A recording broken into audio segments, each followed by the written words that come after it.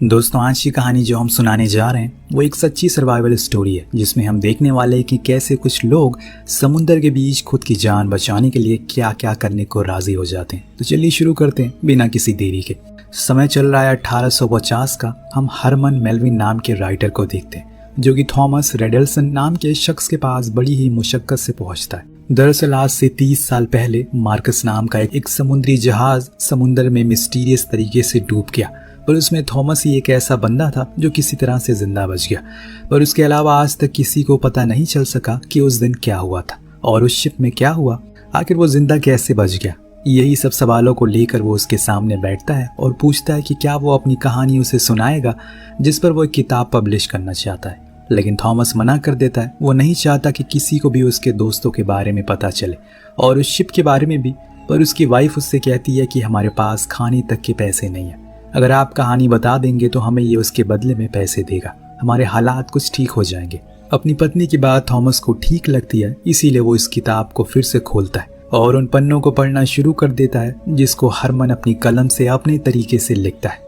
आज से 30 साल पहले यानी कि 1820 में हम जाते हैं, जहां हमें ओवन नाम के आदमी को दिखाया जाता है, जो कोई और नहीं बल्कि थॉर था। पर अभी रुकिए, स्पाइडरमैन की भी एंट्री होना बाकी है इस कहानी में। खैर, इस समय पर समुद्री जीवों की टेल की काफी कीमत है। अगर आसान भाषा में कहा जाए तो वहाँ के लोग बड़े बड़े वेल्स की स्पर्म को उनके ऑयल की जरूरत होती है, जो कि या तो उन्हें मारकर इकट्ठा किया जाता है या फिर कोई बहादुरी दिखाकर उसके पास उसे लेकर आता है, जो कि बहुत कम ही होता है। इस बीच एक बड़ी कंपनी जो इस काम में माहिर है, उसका मालिक ओवन को बुलाकर बताता है कि हम एक मार्कस नाम के बड़े से शिप को समुद्र में भेज रहे हैं, जिसके तुम डिप्यूटी होगे। तुम्हें टारगेट को पूरा करना होगा, जिसके बदले काफी अच्छी रकम मिलेगी।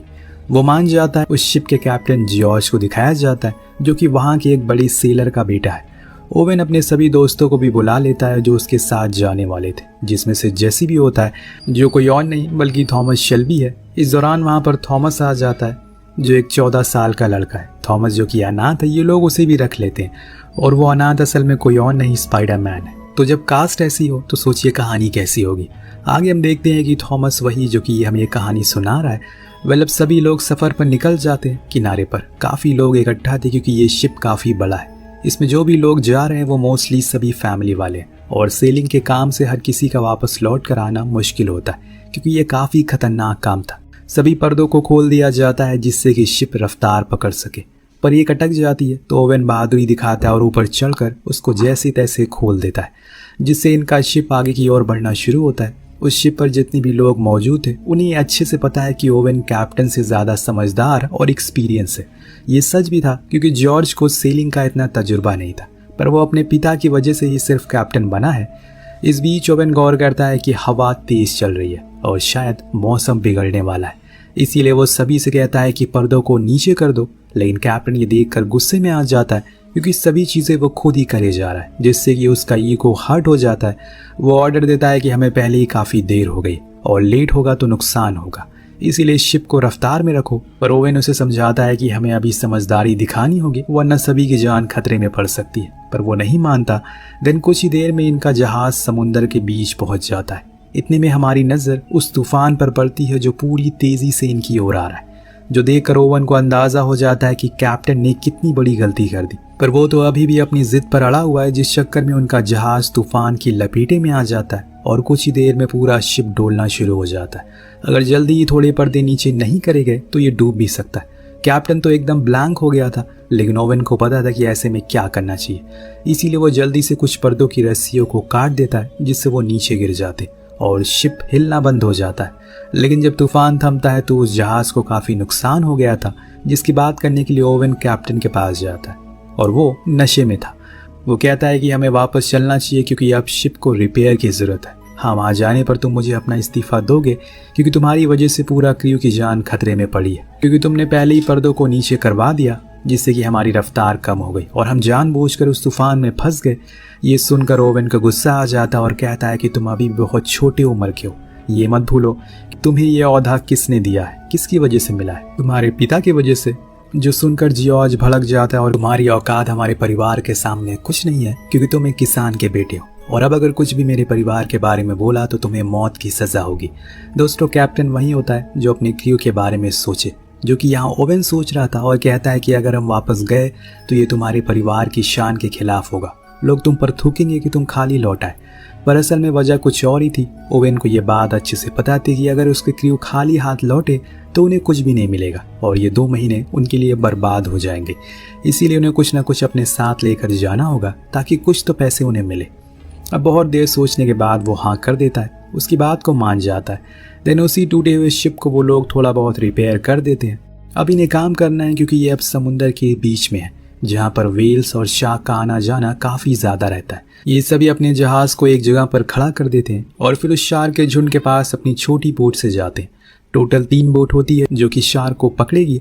अब ये लोग अपनी जगह पर एम कर लेते हैं और फिर ओवन एक हथियार उठा लेता है। जैसे ही वो वेल उसके करीब आती है वो उस पर चला देता है, लेकिन वो बच जाती है। इसीलिए वो दोबारा कोशिश करता है और इस बार वो उसके शरीर पर उस भाले को घुसा देता है। पर वो वेल भागना शुरू कर देती है कि तभी जो दूसरी बोट होती है वो अपना जाल फेंकती है, जिससे वो वेल फंस जाती है और फिर तड़प तड़प कर वहीं मारी जाती है। अब ओवेन को ये देखकर बहुत बुरा लगता है। उसे मायूसी होती है कि एक बेकसूर जानवर को उन्होंने मार दिया, लेकिन यही उनका काम है। जिसके बाद ये उसके अंदर से ऑयल निकालते हैं और इसमें थॉमस उनकी मदद करता है। क्योंकि वो सबसे छोटा था इसीलिए वो वेल के अंदर जाता है और वहां से बचे हुए तेल को निकालता है। पर इन्हें अभी 2000 बैरल ऑयल की जरूरत है, जो काफी ज्यादा है, जिसके लिए उन्हें 3 या 4 वेल को पकड़ना होगा। और ये फिर से सेलिंग करना शुरू करते हैं, पर समय बीतने लगता है, खाने की कमी हो जाती है। इसीलिए वो डिसाइड करता है कि हम सबसे पास वाले टापू पर जाएंगे कुछ मदद मांगने के लिए, जहाँ पर पहले से कुछ लोग रह रहे, जहाँ पर ये कुछ ऑयल के बदले अनाज का सौदा करते हैं। इतने में वहां पर मिस्टर कैप्टन मैक्स मिलते हैं, जिनका एक हाथ नहीं था। उन्हें अपने साथ लेकर जाता है, जहां वो उन्हें बताता है कि सालों पहले वो भी उनकी तरह सेलिंग किया करता था और हर एक बारी में 3000 बैरल ऑयल निकालता था। और ओवेन और जेसी सभी हैरान हो जाते हैं क्योंकि उनका टारगेट 2000 बैरल था। वो पूछते हैं कि वो कौन सी जगह है, हम कई महीनों से कोई भी वेल हमें नहीं मिली है। मैक्स बताता है कि ईस्ट से 1000 मील दूर एक जगह है जहाँ हम गए थे। वहां पर वेल्स का बहुत बड़ा झुंड रहता है, जिसके पीछे हम कई दिन से लगे हुए थे और तेल पर तेल निकाले जा रहे थे। और जो वेल्स की लाश मिलती थी उन्हें वहीं छोड़ देते थे। लेकिन एक सुबह मैंने वो मंजर देखा जो मैं आज तक कभी भी भूल नहीं पाया। एक 100 फीट की वेल जो कि मेरे शिप से बड़ी थी, उसने एक ही झटके में मेरे पूरे शिप को बर्बाद कर दिया, तोड़ दिया, जिसमें मेरे सभी साथी मारे गए और मैंने अपना हाथ खो दिया। लेकिन वो समुद्री दानव था, पर इन तीनों में से उसकी बात पर कोई भी यकीन नहीं करता। हाँ, लेकिन वो झुंड वाली बात पर ये यकीन कर लेते हैं और जगह के लिए निकल जाते हैं, जहाँ पहुंचने में उन्हें और 4 महीने लग जाते हैं। पर वहां जाकर उन्हें अंदाजा हो जाता है कि कैप्टन सही कह रहा था, क्योंकि सच में वहां वेल्स का एक बहुत बड़ा झुंड था। शायद वो सभी एक ही परिवार से थे। सभी बहुत खुश थे क्योंकि इसके लिए वो बरसों से इंतजार कर रहे थे। अब आखिरी बारी की तरह 3 बोट को भेजा जाता है, जिसमें ओवेन और थॉमस भी मौजूद थे। वो सभी अब शिकार करने के लिए तैयार थे। ओवेन कई बार शूट करता है, लेकिन हर बारी उसका भाला मिस हो जाता है, जिससे वो बहुत परेशान हो जाता है। लेकिन हार नहीं मानता, वो फिर से कोशिश करता है, पर उससे पहले कि वो कुछ ऐसा देखता है जिससे किसी को उम्मीद नहीं होती। उनके सामने वही 100 फीट वाली वेल आ जाती है, जिसको देखकर सभी के मुंह खुले के खुले रह जाते हैं। ओवेन ने पहली बार ऐसा कुछ देखा था। उसे यकीन हो जाता है कि मैक्स सही कह रहा था। पर वो वेल अब इनके शिप की ओर बढ़ रही है। जैसे ही उसके नीचे से वो गुजरती है, इनके जहाज को नीचे से तोड़ देती है, जिससे उसमें तेजी से पानी भरना शुरू हो जाता है। पर ओवेन उसको मारना चाहता है। उसके दिमाग में यही है कि अगर एक छोटी वेल से इतना तेल निकल सकता है तो सोचो इसमें कितना तेल होगा। वो उस पर एम करता है और इस बार उसका निशाना एकदम सही लगता है। वो वेल घायल भी हो गई थी, लेकिन वो अब और तेजी से पानी के नीचे जा रही होती है। जो रस्सी उस भाले में लगी थी वो इतनी लंबी नहीं थी। जिस पोल से वो बंधी थी वो टूटकर पानी में गिर जाता है और इस शिप को भी काफी नुकसान होता है। वो बीच से क्रैक हो जाता है। उधर वो वेल भी फ्री हो गई थी। ये देखकर ओवन को बहुत गुस्सा आता है। उसे यहाँ अपने डैड की कही हुई बात याद आती है कि हमेशा उतने में ही खुश रहो जितना ऊपर वाले ने तुम्हें दिया है, ज्यादा की लालच तुम्हें ले डूबेगी। यहाँ भी वही हुआ। वो सभी लोग जितना भी खाने पीने का सामान होता है उन सभी को उस छोटी बोट पर लादने लगते हैं, क्योंकि अब यह जहाज कुछ ही देर में डूब जाएगा। पर अब यहाँ इनका दूसरा सफर शुरू हो जाता है, जिसमें उन्हें कुछ नहीं पता कि इन्हें कहाँ जाना है। अगर कहीं जाना भी है तो उसके लिए इतना अनाज नहीं है। वो सभी उस पर बैठ जाते हैं और खुद की आंखों के सामने अपने उस जहाज को डूबते हुए देखते हैं। अगले दिन जब ये सूरज को देखते हैं तो इन्हें एहसास होता है कि अभी ये जिस सफर पर है उन्हें उसकी कोई भी मंजिल नहीं है, इसीलिए अब बस इन्हें इंतजार करना होगा किसी शिप का जो इनकी मदद करेगा। अब धीरे धीरे करके वक्त बीतने लगता है। 33 दिन हो गए थे इन्हें इस शिप पर रहते हुए और अब तो खाने का कुछ भी नहीं बचा। जो कुछ भी था 1 महीने में खत्म हो गया। अब ये क्या करे, जितने भी लोग थे सभी एकदम हताश और थके हुए थे। ऊपर की ओर देख रहे थे पर उसी रात इनका सामना फिर से एक तूफान से होता है जो इन्हें बस डुबाते डुबाते रह जाता है। पर ओवेन सभी को गाइडेंस देकर बचा लेता है। पर इस तूफान में जेसी को काफी चोटें आती है। अब एक दिन तो वो अजीब सी हरकतें करना शुरू कर देता है क्योंकि ऐसी हालातों में हर किसी का दिमागी संतुलन हिल जाता है। 2 दिन बाद जब एक बंदा ऐसे ही चारों ओर देख रहा होता है तो उसे दूर एक आइलैंड दिखाई देता है जिससे सभी बहुत खुश होते हैं और फौरन अपनी बोट को उस ओर मोड़ लेते हैं। और जब वो उसकी कुछ ही दूरी पर होते हैं तो एक बार फिर से वो व्हेल इन पर हमला करती है। ऐसा लग रहा था कि मानो वो इन्हें देख रही है और वो अपने लोगों की मौत का बदला लेकर रहेगी। वो इतनी विशाल थी कि उन तीनों बोट को एक ही झटके में तोड़ देती है। पर इनकी किस्मत अच्छी होती है कि सभी लोग तैरते हुए किनारे तक आ जाते और उस आइलैंड पर पहुंच जाते हैं जो कि चारों ओर पानी से घिरा हुआ था। बीच में जंगल। ओवेन सभी से कहता हमें आग जला कर रखना होगा जिससे धुएं से हम इशारा दे सकें। 2 दिन वहां पर रुकने के बाद ओवेन कुछ खाने की तलाश में उस आइलैंड पर घूमता है।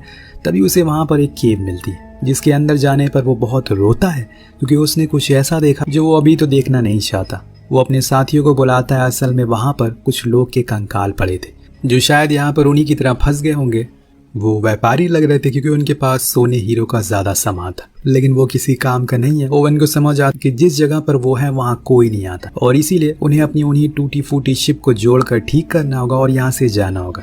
पर उसके कुछ साथी जाने से इनकार करते हैं क्योंकि अब उनके अंदर ताकत बची ही नहीं है, जिसमें हमारे थॉमस शेल्बी भी है। वो यहाँ पर हार गया था। तब ओवेन उसके पास आकर कहता है कि मैं जैसे ही घर पहुंचूंगा तुम्हारे लिए मदद लेकर जरूर आऊंगा, तब तक मेरा इंतजार करना। अब वो लोग इन तीनों लोगों को छोड़कर वहां से चले जाते। पर अब ये सफर और भी कठिन होने वाला है क्योंकि जिस बोट पर ये मौजूद है वो बस जुड़ी हुई है। और थोड़े दिन बाद इनका एक साथी भूख के कारण मारा जाता है, लेकिन ओवेन उन्हें ऐसा करने से मना करता है क्योंकि उसे पता है कि अब उनके पास खाने का नहीं है। उन्हें अगर अपना पेट भरना है तो खुद को जिंदा रखना होगा और अपने साथी को ही खाना होगा। ये सुनकर आज के समय में जो थॉमस इस कहानी को सुना रहा है उसकी आंखों में आंसू आ जाते क्योंकि उस समय वो सिर्फ 14 साल का था और ऐसे में उसे उसके सामने मौत खड़ी नजर आ रही थी। खैर उन्हें खुद को जिंदा रखने के लिए करना ही पड़ा। अब कुछ दिन और बीत जाते हैं जिसके साथ इनकी हिम्मत और टूटने लगती है। सभी के शरीरों पर छाले पड़ गए थे। इन्होंने अपने पीछे वाले साथी को खा लिया था, इसीलिए अब एक गेम खेलते हैं जिसमें जो कोई भी हारता है उसे खुद की जान लेनी पड़ती है। और इसमें कैप्टन जॉर्ज हार जाता है तो उसके कजन को कहा जाता है कि उसे शूट कर दे, लेकिन वो उसके बजाय खुद को गोली मार लेता है जिससे कि कैप्टन को खुद पर बहुत गुस्सा आता है। उसे आखिर में ही सही लेकिन समझ आ गया था कि उसने अभी जो कुछ भी किया सब कुछ गलत था। उसके खानदान में जो घमंड था वो एक ही पल में सब कुछ चूर चूर हो गया क्योंकि अभी वो सिर्फ एक मामूली इंसान है जो कि एक छोटे से निवाले के लिए तरस रहा है। अब इसी तरह से कुछ दिन और बीत जाते हैं और एक दिन वो व्हील दोबारा लौट कर आती है, वही जिसने सब कुछ तबाह कर दिया। वो इन दोनों बोर्ड के बीच से गुजरती है। तब ओवेन उसके जख्म को देखता है जो उसने उसे दिया था और वो व्हील खुद की आंखों से उसके जख्म को देखती है जो उसने इन लोगों को दिया था। आखिर में दोनों ही फैसला करते हैं कि वो एक दूसरे को कोई नुकसान नहीं पहुंचाएंगे और ओवेन जो कि उसे मारने वाला था वो अपना भाला नीचे रख देता है। इसके बाद हम देखते हैं कि वो व्हेल कभी वापस लौट कर नहीं आई। शायद ओवेन को समझ आ गया कि उसने जो इन बीते सालों में गुनाह किया, इन बेजुबान जानवर को मारा, ये सजा उसे मिल रही है। सुबह से दोपहर होती है और दोपहर से शाम सब कुछ वैसा ही रहता है। किसी के अंदर अब इतनी जान नहीं बची कि वो एक दूसरे से बात कर सके। उनमें इतनी भी ताकत नहीं थी कि वो अपने आंखें खोल सके और इसी वजह से वो दोनों कब बिछड़ जाते हैं इन्हें पता नहीं चलता। ये लोग अलग हो गए थे। अब 2 दिन बाद कैप्टन जॉर्ज की बोट एक शिप देख लेता है और उन्हें रेस्क्यू कर लिया जाता है। लेकिन जब वो लोग उनकी हालत को देखते हैं तो उनके होश उड़ जाते हैं कि आखिर ये जिंदा कैसे बच गए। पर वहाँ दूसरी ओर पिछले 87 दिन से बिना कुछ खाए बिना पानी के ओवेन, थॉमस और उसके साथी पानी में तैरते जा रहे थे। शायद इसी को असली सर्वाइवल कहा जाता है। थॉमस में इतनी कम उम्र में इतना सब कुछ झेला। अगर वो जिंदा रहा तो वो सभी को अपनी कहानी जरूर सुनाएगा। वहाँ ओवेन अपनी पत्नी के बारे में सोचता है। वो माँ बनने वाली थी, लेकिन शायद उसके नसीब में उसके बच्चे को देखना नहीं लिखा। उसकी हालत अब बहुत खराब है। लेकिन दोस्तों, जिसके साथ ऊपर वाला होता है उसे कोई मार नहीं सकता। दूर से उन्हें आते हुए एक शिप दिखाई देती है जो फाइनली इन्हें देख लेती है और बचा लेती है। जब इन लोगों को पोर्ट पर लाया जाता है तो किसी को यकीन नहीं हो रहा था उन्हें कैसे बचा लिया गया, पर यह सच था। ओवेन अपनी पत्नी को पहली बार देखता है और उसे गले से लगा लेता है। देन इंक्वायरी बैठाई जाती है जिसमें कैप्टन जॉर्ज के फादर कहते हैं कि तुम दोनों को झूठ बोलना होगा ताकि कंपनी की बदनामी ना हो। पर ओवेन मना कर देता है और जब इंक्वायरी होती है तो जॉर्ज सच कह देता है कि उनकी शिप एक व्हाइट वेल के कारण डूबी, क्योंकि अब वो पूरी तरह से बदल चुका है।